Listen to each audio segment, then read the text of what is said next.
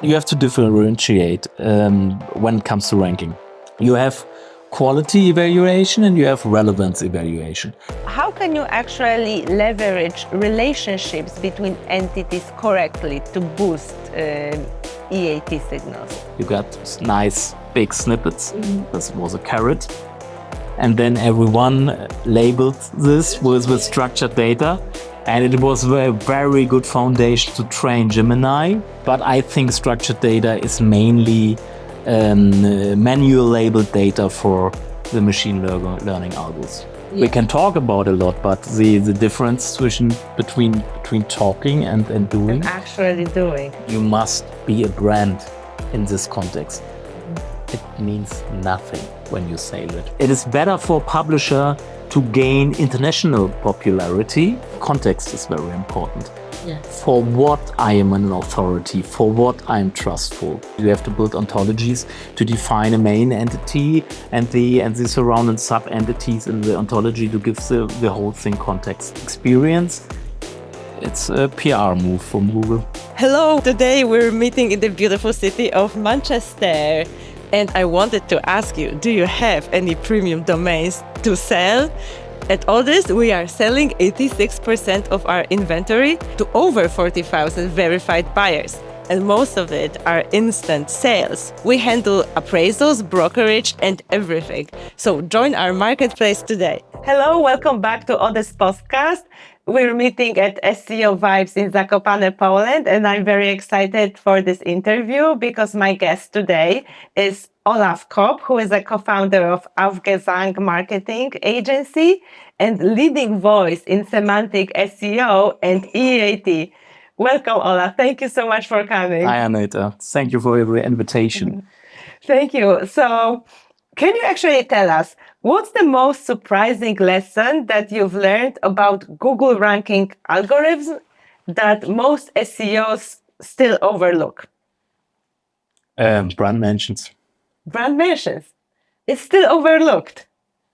The last 10 years, of course. Wow. Mm-hmm. I wrote about it. First article I mentioned it was 2015, I think, according to the whole EEAT thing. And today, more and more SEOs are talking about it, but I think most companies don't do it. Yes. Still don't do it. Yes. We can talk about a lot, but the difference between talking and doing. And actually doing. Yeah. Yeah, but it took a long time to even start talking about it.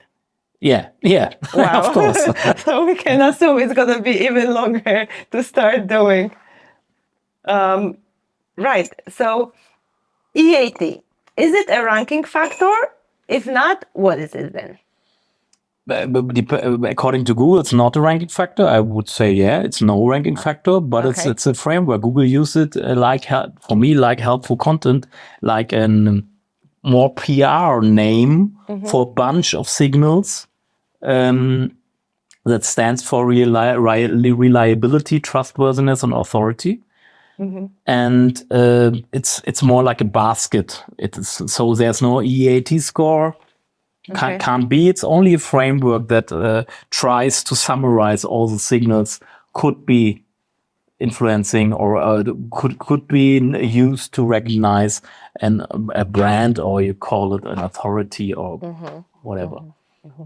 So why are so many people believing this is still not a thing, or that it's only relevant for YMYL niches? Because it's difficult to grab and difficult to do. Mm-hmm. Because a lot of the signals you have to influence is not in SEO's hands. Mm-hmm. Brand mentions is an example. Okay. Yeah. Of course, you can buy articles with your brand mentions in it. Yes. But of course, you can try to manipulate auto-suggest or search queries with your brand in it, and brand co-currencies with your brand and keywords you want to position for. But I think Google can. I think it is not so easy to manipulate, and so it's not so easy to grab on the tactical level. So and that's it's difficult to grab. So people will put it beside and are more focused on easier things. Yeah. get rankings. Yeah, and buy links or something like true. And there is no tool that Exactly. measures it. Exactly. Yeah, of course. Do you Also. think it's possible to make such a tool that would measure EAT? We do EAT audits since 3 or 4 years now, and we have no tools. We do it manually. But I think the things we do there, it would be possible to measure this the things. Yeah. To develop such tools. Yeah, that but would it's more like in the direction of a PR tool, perhaps, or a media monitoring tool or something like that. Yeah, but there are media monitoring tools on the market, but they are not known for SEOs because they don't. They talk about the things, but don't try to find tools for it. Yeah. And there's no demand for it in the SEO scene, of course, perhaps. Yeah. I will only build a tool and sell a tool when there's demand. Exactly. Yeah. True. So hopefully it will change in the future. But you have tools. You have a Search Console, of course, and you have Keyword Planner. You can track your mentions in search query data, co-currencies and brand mentions. You can track in Search Console and in Keyword Planner. Yeah. Yeah, that's a good point. And related queries. Yes. Yeah. So you've written extensively on EAT, calling it like a collection of signals rather than, a buzzword. Some people think it is. Can you actually break down what EEAT actually means for SEOs? Means for SEOs. I don't know what it means. I know what it means for me, but I don't really. Maybe I phrased it incorrectly. What each letter in EEAT stands for? Okay, experience, expertise, authority, and trust. Trust in the middle and the rest around it. As a foundation for trust. Really? Okay. Yeah. So it is described in the quality writer guidelines or in the documentation from Google. Yeah, so can you actually tell us about each of these? A little bit. Expertise, for me, has more focus on the content side. Okay. And authority more on the, you can call it off-page signals or off-page side. And experience, it's a PR move from Google. Really? Yeah. Well, you remember when the second E comes? When the announcement of the second E was? When was that? 2 weeks after the ChatGPT hype began. Okay. Google recognized back when the page experience update was.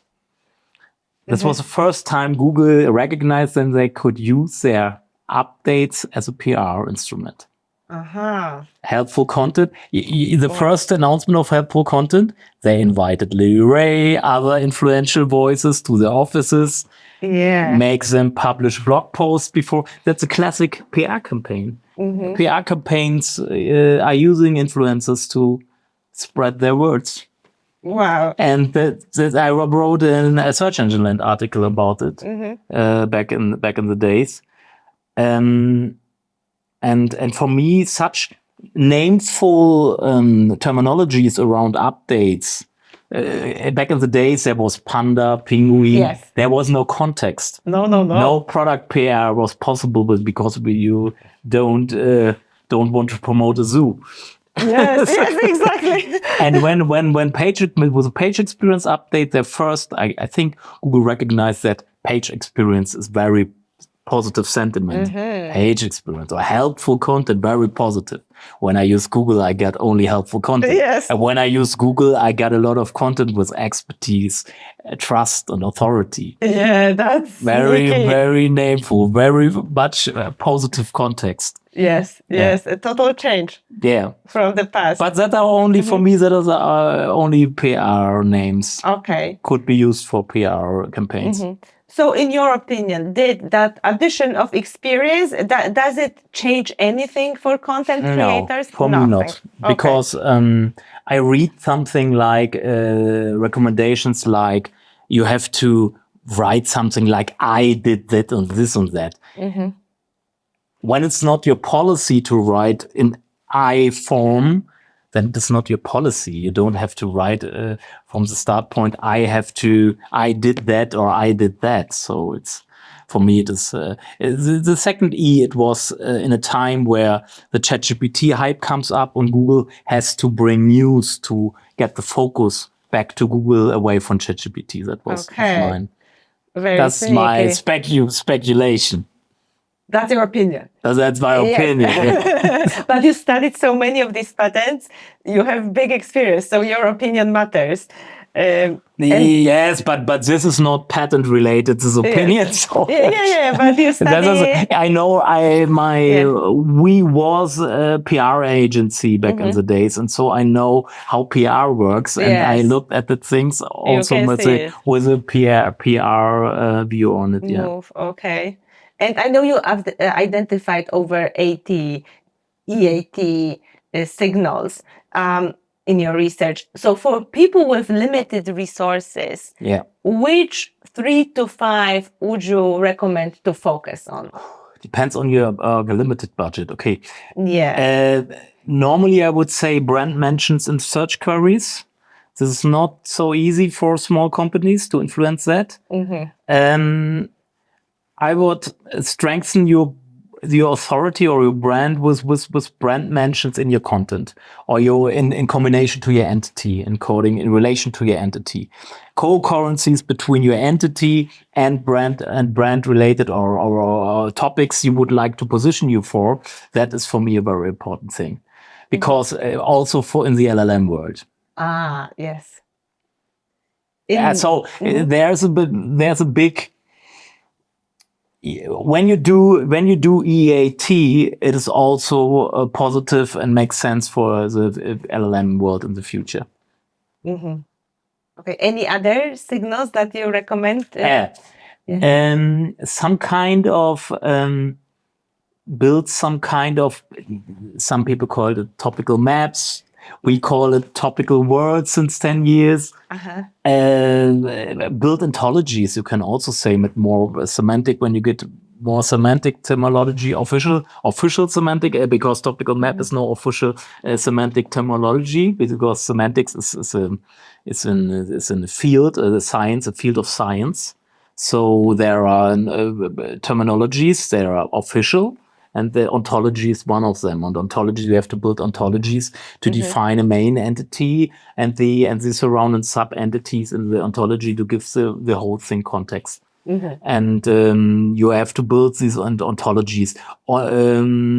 Yes, that what it was. We have only 3, only 5. You asked I said 3 to 5. Internal linking, because you have to relate entities with each others and also so documents naming this entities. So you can build the relationships with the links. Interlinking is for every company possible. External linking, of course. Okay. I would also say popularity is not the thing. Contextual popularity is important, not popularity for its own, because when everybody knows Coca-Cola, it's not interesting that everybody knows Coca-Cola. It's interesting for what everybody knows Coca-Cola. So what is contextual? Yeah, you need the context. For Google and other systems, the context is very important. For what I am an authority, for what I am trustful. So that's the contextual popularity. Contextual popularity, I would name it, The one interesting signal I researched was the amount of content I participated to a field, to a topical field. When I'm an author or a publisher organization, the more content I am published in a field in comparison to other publishers, when the amount grows, I get more authority in this field. Interesting. It is a relational comparison, relational Very comparison. interesting. Yeah. This was one signal I recognized, and one interesting for news publishers. It is an advantage belonging to a patent. Like always, I research those signals. It is better for a publisher to gain international popularity and international than only national. When you have international publishing, it is you get more authority when you got on only a local publishing or a national publishing. How do you get that? By publishing in different languages, for example?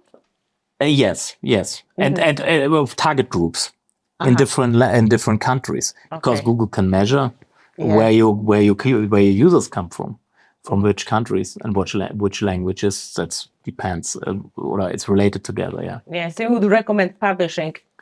Yeah, but not everyone can publish international, so it makes no sense only for this one signal to start international publishing. Yes. And for that publisher's relational signal, does that mean that for brands it's better to actually have one author whom they really put up front as a face, and that person publishes as much as possible to gain that biggest share of all the published documents or knowledge? Persons or entity, I should say. Entity, but you have to differentiate here between organizational entity or personal entity. Okay. In my experience, there's a hierarchy. The organizational entity have much more weight than the author entity. Yeah. I have another opinion before, but I tested it. I tested it on some projects, and I did a test where I only changed the same content. I switched to another domain. For the under the old content, we have a reference to me as an author. And on the other domain, there was no author box and no reference to me. And it ranks better because of the organizational entity and the domain that was more connected with the organizational entity than the other domain. Wow, very interesting. So does this organizational entity also work in this relational way, that you want to have the biggest share of the content produced in a given domain? Yes, you have the domain of a company is always a digital representation, so I call it, of the main entity or the source entity. I call it source entity because I named it when I created the infographic. You named it with the 80+ signals. I talk about the 3 levels: document level, domain level, and the source entity level. And for me, the source entity, you can also make you as a person as a source entity. It's also possible. Then you are the both entity types in one. Author and organizational entity. And when you are a publisher, a big publisher, you have different authors, and it makes always sense to position your authors in topical fields that they should represent. And on other sites also, not only on your own site. Okay, very interesting. So actually, what is like a common misconception about EEAT that you see a lot of SEOs getting wrong? Interesting question. I would not say misconception. I would say the statement, you must be a brand in this context. It means nothing when you say that. What does it mean concrete? I always had heard in the last year, you must become a brand. Yeah, this is very common. This is very, and that is the tip or the recommendation. That's no recommendation. Yeah. Because what I have to do, the asked question to answer is what I have to do to get a brand, a measurable, an algorithmic measurable brand, algorithmically measurable brand. That is the important question. That was the motivation to research signals, concrete measurable signals to recognize a brand. Because EEAT is some kind of brand concept for Google. Yes. Yeah. So what do you have to do to become a brand? I position myself in the topic I would like to be named and authoritative, popular for. So you introduced me as the leading voice for EEAT. Yes. That is the result of my own positioning. Yes. Yeah. Yes. Now I'm sitting here. Yes. and that is building a brand. And and you will publish my name in this context, EEAT, all over the world, and then I will get much more authority on this in this connection, EEAT Olaf Kopp. True. Especially that it's a channel from different country. Yeah. International on different website. Yeah. Yeah. We people it is like human things. Humans want to put names or entities in different boxes. This is a product for XY. This is a product for EEAT, and this is a person for EEAT, this is the organization for SEO, this is the agency for SEO. This is like human things, and so Google tries to measure it. And Bing also got some kind of quality classifier system like EEAT. Yes. Yeah. So how can you actually leverage relationships between entities correctly to boost EEAT signals? As I did now here. As I do now here. With a podcast. You're an entity related with SEO. Now I connect with you. We sit here. We appear together in your descriptions and your publications around the podcast, and new signals increase. Okay. Yeah. So get your face out there. This is always also an example beneath to increase EEAT beneath content. So here's also content what we do here. Yeah. Yes. And how important is the variety of content, like the diversity? Like we will have video, we will have audio. No, I don't think that doesn't matter. Really? Because the video will transcript in text. Google, the best way to analyze entities is text. Okay. And yes, when you do video transcriptions, it was transcribed in text, because natural language processing works the best for text. And natural language processing is the ground technology to interpret unstructured data. To extract to named entity recognition is NLP the best technology for. Because for named entity recognition, NLP systems do not need structured data. They can extract it out of unstructured data like we do here. Yes. Because you don't mark up my entity there with schema markups. I don't. Yeah. So is actually structured data still relevant?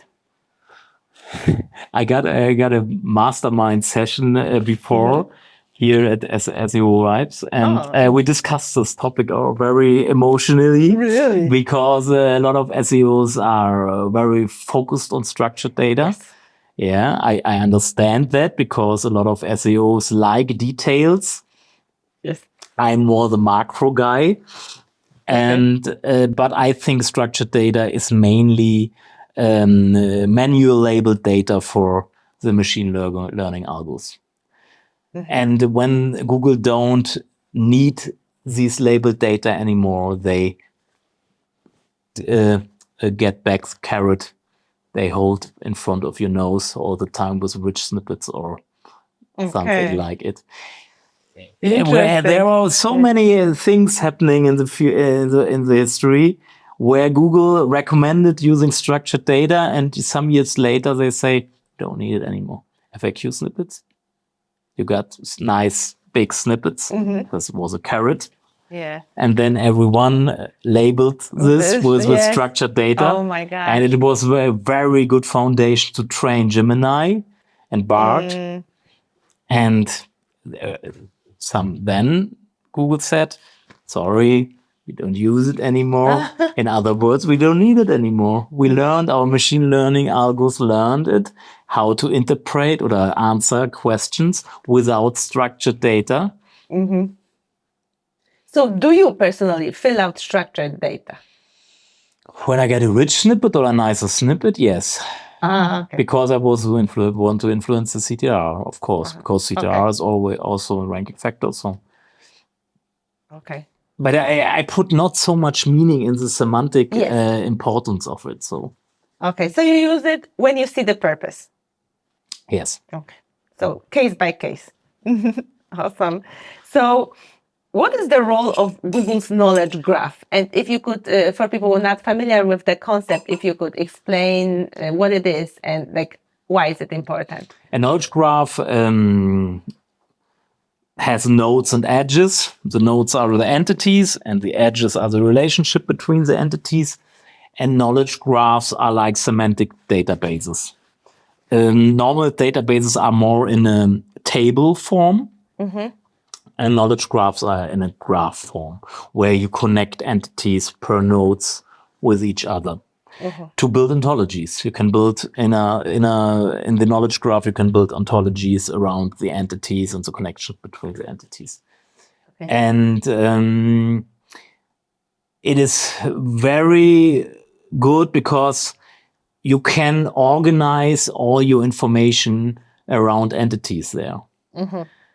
And therefore, it is very good also for LLMs for grounding and fact checking, but also for not only for the LLMs that have they can use knowledge graphs like Bing or Bing as a co-pilot or Google Gemini.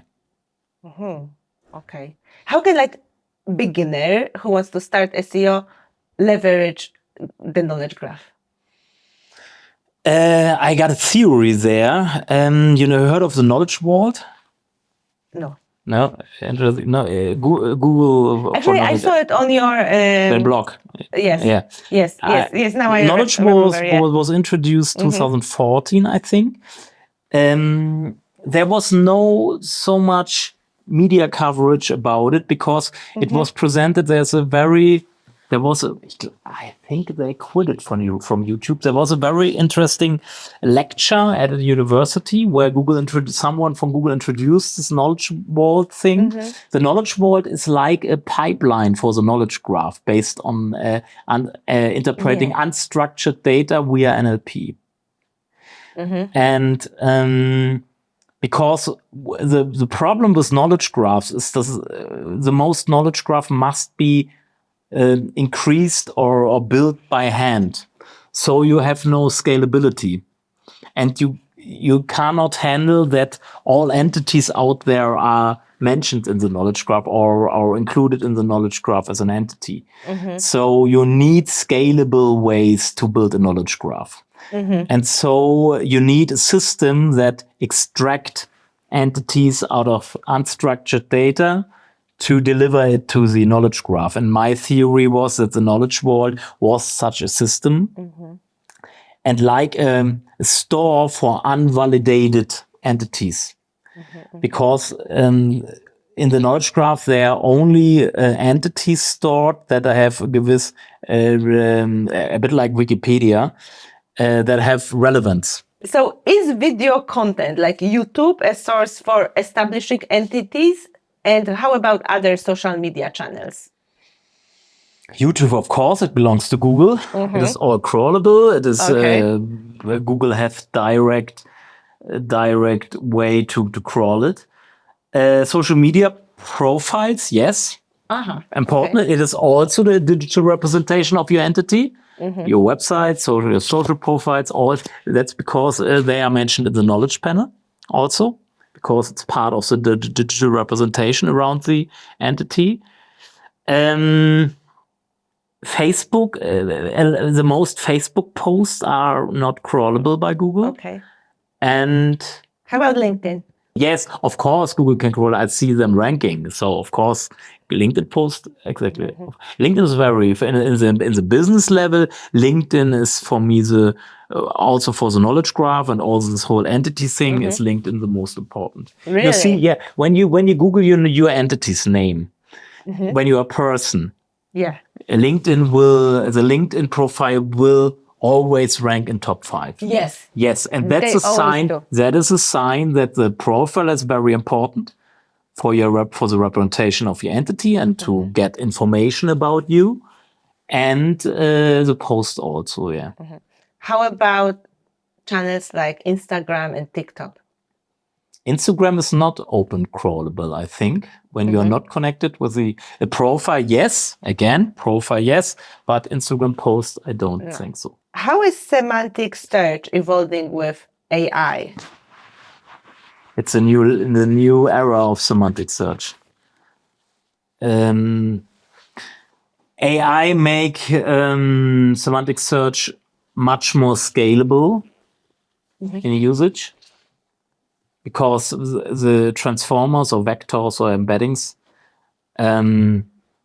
make huge data amounts scalable, readable, and interpretable by machines. So the era of embeddings now is the next level of semantic search because LLMs are context machines, and context is very important for semantics. Yeah. So how can actually like small brands compete with large companies in that space? Give me an example. Let's say I produce apple juice and it's Yeah. like local, small orchard where I bottle it myself. How can I compete with huge companies like Nestle, for example? I think you can compete with Amazon or supermarkets, but you can compete with the companies that produce apple juice by itself. Okay. Too small. Too small, and you can position yourself in when you are very specialized in niches. Then you have to have a good chance to because you can focus on your USP. But Yes. when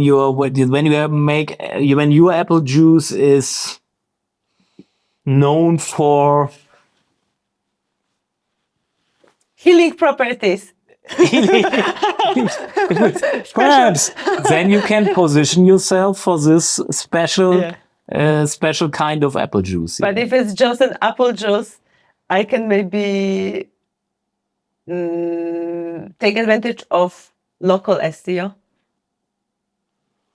Or not I'm so no much? local SEO expert. Sorry. Okay. Still, I cannot. I was just thinking about location. Maybe I can dominate an area. So how can you build? Are there ways to build brand outside of content? Yeah, all you can do in marketing and positioning. You can TV spots, advertising, and different kind of ways. Billboards. You can do PR. You can do podcast. It's content. It's also content. Yeah.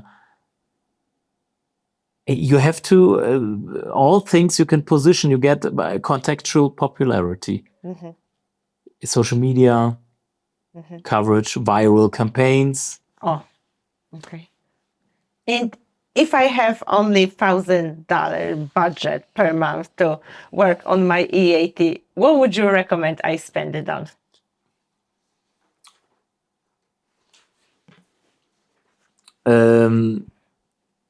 first I would optimize all my digital representations for my entity. My About Us page, my social profiles, when I got speaker profiles, author profiles. When you have a book at Amazon, then you have to optimize your author profile at Amazon and such things that I would do first. Okay. Because also in an LLM world, because when someone asks who is Aufgesang or who is Odys, then you have to try it, and then you see how the LLM is interpreting your brand and how the LLM is positioning your brand. And you see, for the grounding, when you are not so known entity, the LLM will ground search for your entity, and then will first move your entity or your website and your About Us page to get information about you and how in which context you are moving and positioning yourself. And therefore your own brand profiles on your website, social media, author profiles, etc., speaker profiles, there should be your positioning very consistent between these sources. So how do you see the future of EEAT? Will become in an LLM, in an AI world, it becomes more important, because I think when you see the grounding process, we all heard now that there is query fan out, splitting queries into several different queries to cover different intents. You see cited sources in AI overviews, for example, that are not ranking in the top 50. And then I think about it, what is the reason why this source is cited when it is not ranking in the top 20 or top 50? Could it be it is an authority? Because you have to differentiate when it comes to ranking. You have quality evaluation and you have relevance evaluation. Relevance evaluation, that are factors like BM25, like user signals with direct response to an individual query. And you got the quality signals that are more topic related, that are more general. And for me, EEAT is a quality classifier system. It belongs to the more general thing. And it makes sense for me when the query fan out happens. It is more a topical cluster of queries. And then when Google is using, or other machine is using, some kind of quality system to choose the cited sources also, not only the relevance part of the ranking. And I think that this quality part, because Google wants only to ground upon trustworthy, reliable sources. They said it by itself, because that is bad reputation when you have unreliable information in your AI overview. And so it is the easiest and best way. Easiest, I don't know, but the best way to choose the reliable sources, and not only the ones that are top ranking. So this is really the time to take care of your EEAT, because it's going to become only the more important. I think so, yeah. Wonderful. Thank you so much, Olaf, for sharing all your knowledge. And if you enjoyed it as much as I did, follow Olaf on LinkedIn. He keeps publishing very frequently all the new findings. Follow Odys and my profiles as well. And like and subscribe to our channel. Thank you so much.